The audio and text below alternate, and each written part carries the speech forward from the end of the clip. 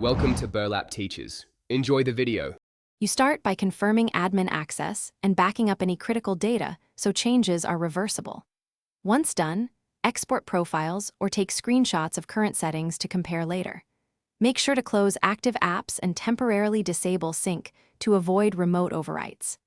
Now begin the reset by locating the settings panel or control center and choose the targeted category. This first action clears user-level overrides so system defaults can apply. You proceed through the middle steps carefully.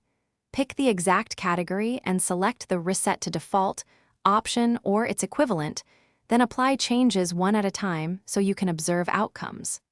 Once a setting is reverted, test the feature to confirm normal operation before moving on.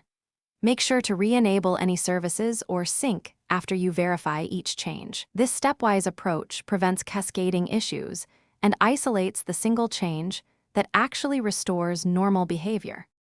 You finish by running a full system test and comparing results to your saved screenshots or exported profile to confirm everything is back to normal. If the problem persists, immediately revert the last change you made and try a different setting path. This isolates the culprit. If that still fails, collect logs and prepare a concise list of steps you performed, then contact support. One key troubleshooting tip: replicate the issue on a secondary account or device. Thanks for watching. Consider subscribing if this video helped you.